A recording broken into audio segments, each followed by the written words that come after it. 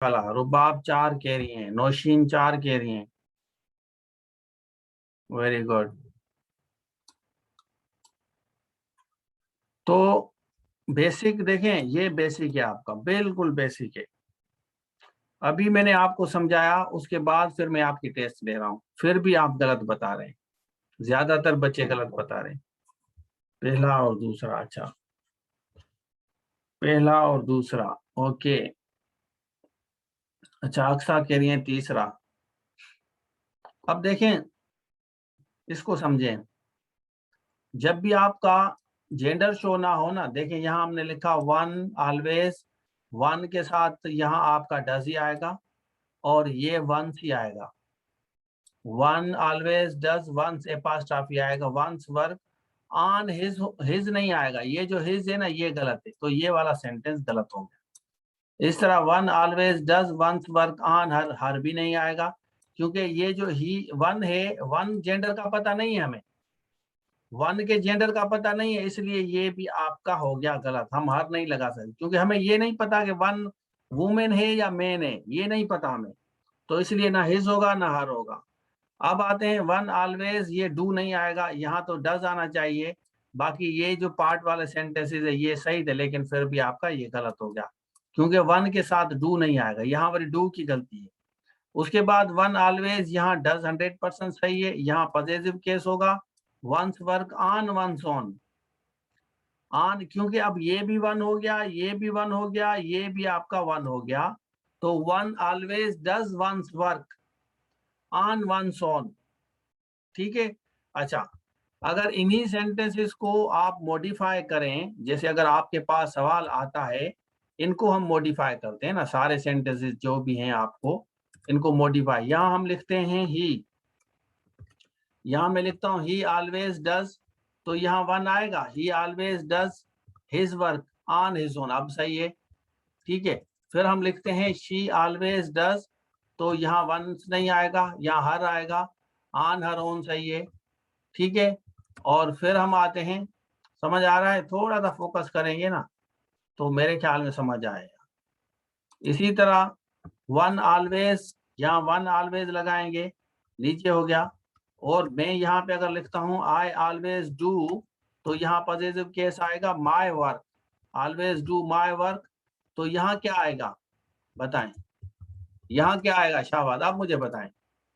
I always do my work on, नीचे क्या आएगा, शाबाश, जल्दी बताएं भाई। एक चीज सही समझने के लिए टाइम लगेगा, तो सही अंग्रेजी। बाकी अगर भगदड़ में हम कहते हैं कि भाई जल्दी जल्दी करें, तो जल्दी जल्दी में आपकी काफी बच्चे अंग्रेजी सीख जाते हैं, लेकिन टेस्ट में फेल हो जाते हैं, क्योंकि प्रैक्टिस ही नहीं होती ना। टीचर प्रैक्टिस करवाता है, बोलता जाता है, मैं बोलता कम हूँ, काम ज्यादा करवाता हूँ। ठीक है। तो यहाँ मेरे ख्याल में समझ आ गया। अब आप बता रहे हैं कि ऑन, यहाँ always do my work on my own. ठीक है। इसी तरह अगर हम इसी को कॉपी करते हैं, यहाँ हम आई की जगह हम दूसरा वर्ड ले आते हैं, यहाँ हम लिखते हैं they always do their work, तो यहाँ क्या आएगा, they always do their work. ठीक है। ऑन, तो यहाँ आपका आएगा on their own, on their own. अब आप लोगों को क्लियर हो रहा है।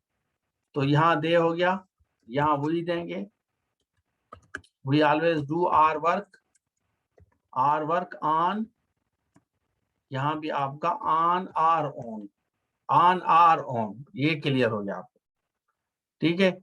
अब आते हैं ये वाला लेके आपको, यहाँ पे आएंगे, यहाँ रखेंगे one always does once work on one's own, ये भी आपका वंस हो गया, तो ये चीज आपकी घूमेगी, यहाँ भी आपका वंस हो गया, क्योंकि वन जेंडर का पता नहीं है, यहाँ आपका हो गया वन। अब ये सिंगुलर समझाने के लिए कितना टाइम देना पड़ता है भाई।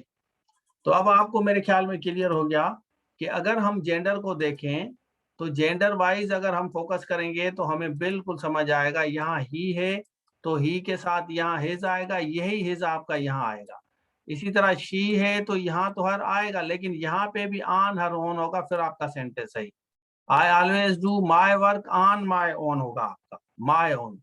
और दे के साथ देयर होगा, तो ये भी मॉडिफाई होगा, यहाँ भी देयर होगा। इस तरह वी यहाँ पे होगा तो ये वी के साथ आर होगा और ये इसी के साथ मॉडिफाई होगा, और ये वन के साथ वंस होगा तो ये इसी के साथ मॉडिफाई होगा। क्लियर है? मेरे ख्याल में क्लियर हो जाती है आप। ठीक है, अब आते हैं पिलुलर वाला, और पिलुलर के साथ एक दूसरा हम सीखते हैं, जैसे आप लोगों को क्लियर हो जाए। यहां तक क्लियर? हाँ, डिफरेंट वेज में कर रहे हैं ना, इसी तरह डिफरेंट वेज में कर रहे हैं। These students are those ones who always work hard. These students are those ones. इसी तरह they are those ones, हम इस तरह those ones who work hard to succeed। देखें अभी आप,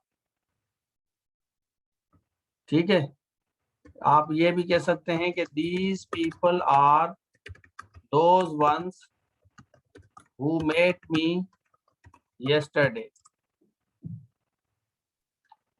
These people are those ones। These people are those ones। तो people are those, यहाँ ones हमने लगा रहे हैं क्योंकि ये पिल्युलर है, तो पिल्युलर फॉर्मेट में लगाने के लिए हम कहेंगे these students are those ones। they are those ones, तो they are हमने लिखा those ones। मेरे ख्याल में आप लोगों को क्लियर हो गया है। These students are those ones who always work hard। they are those ones who work hard to succeed। हाँ, हु हम लगा रहे हैं, और हु सिंगुलर भी है, हु आपका पिल्युलर भी आए। चलें आगे चलते हैं। वंस ना लगाएं तो सेंटेंस चलेगा बड़े गोश्त में। These students are those who always work hard। those चलेगा, लेकिन आपका मतलब अंग्रेजी में मजा नहीं आएगा। These are those ones who met me। आप स्टैंडर्ड इंग्लिश है तो these are those ones। आगे जाके मैं आपको समझाता हूँ, वन बाय वन मैं आपको सिखाता हूँ। इसी के साथ ओवरव्यू अब आपका आ जाएगा, तो मेरे ख्याल में आपको क्लियर हो जाएगा। आगे चलते हैं। अच्छा, यहाँ आते हैं।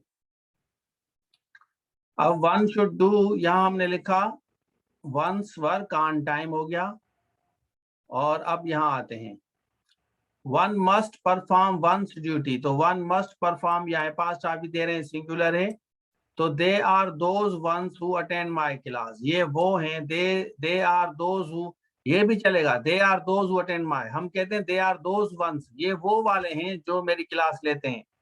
ये वो वाले हैं भाई, क्या ये वो वाले हैं जो मेरी क्लास लेते हैं। हम कहते हैं कि भाई देखें, I need the blue ones.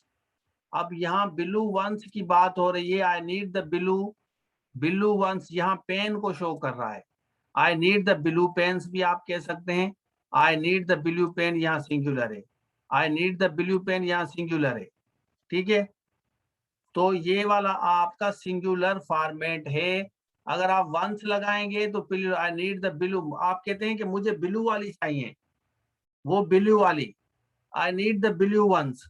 I need, बाकी जो बच्चे सब्जेक्ट स्पेशलिस्ट तैयारी कर रहे हैं, एसएसटी की तैयारी कर रहे हैं, वो लाइव क्लासेस हमारे ले सकते हैं। IBS TS हो, BPS 5 to 15, municipal town officer हो, आपका लेक्चरर हो, एसे राइटिंग हो, पिरसी राइटिंग हो, या जूम लाइव क्लासेस इंग्लिश के लेने हैं, तो आप इस नंबर पर आप